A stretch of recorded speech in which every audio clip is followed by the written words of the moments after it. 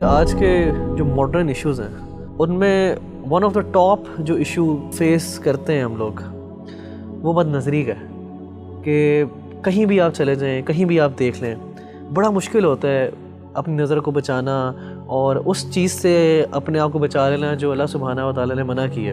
تو کیسے آج کل کا نوجوان اور کیسے ہم لوگ جو ہیں بچ سکتے ہیں کہ ہماری نظریں بد نہ ہو اور ہم لوگ ایسی چیز میں نہ پڑ جائیں جو اللہ سبحانہ و تعالیٰ سے حرام ہے؟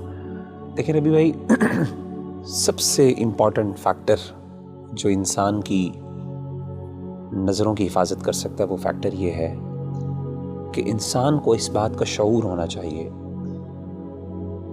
کہ میری نظر کی قیمت کیا ہے۔ دیکھیں ہماری جو نظر ہے نا، ہم سمجھتے ہیں اس کی کوئی قیمت نہیں ہے، جس مرضی پر ڈال لیں، لیکن آپ کو یہ پتہ ہونا چاہیے اور ہم میں سے ہر بندے کو یہ پتہ ہونا چاہیے کہ اس نظر کی اتنی بڑی قیمت ہے۔ کیوں؟ کیونکہ اس نظر نے اللہ رب العزت کو دیکھنا ہے جنت۔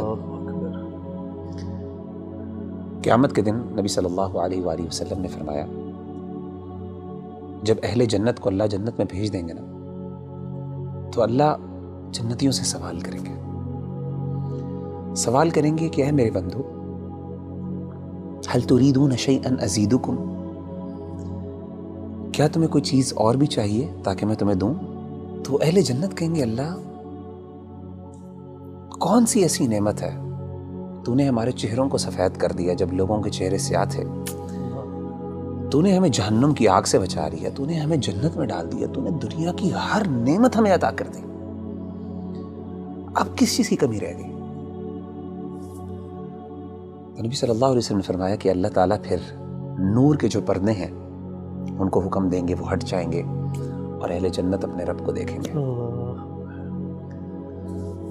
نبی صلی اللہ علیہ وسلم نے فرمایا کہ فما اعطوا شيئا احب اليهم من النظر الى ربهم او كما قال علیہ الصلاۃ والسلام، کہ اس پوری جنت میں کوئی ایسی نعمت نہیں ہوگی جو اس نعمت سے بڑی نعمت ہوگی کہ جب ایک بندہ اپنے رب کو دیکھے گا۔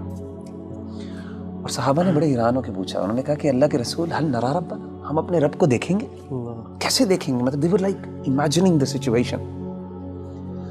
صحیح مسلم کی حدیث ہے، آپ صلی اللہ علیہ وسلم نے فرمایا هل تضارون في رؤية القمر ليلة البدر، کیا اندھیری رات میں جب 14ویں کا چاند نکلتا ہے، اندھیرے میں بالکل گھپ اندھیرا ہوتا ہے، اس میں 14ویں کا جب چاند نظر آتا ہے، فل مون جسے ہم کہتے ہیں، کیا آپ کو کبھی مشکل ہوئی ہے اس چاند کو دیکھتے ہوئے؟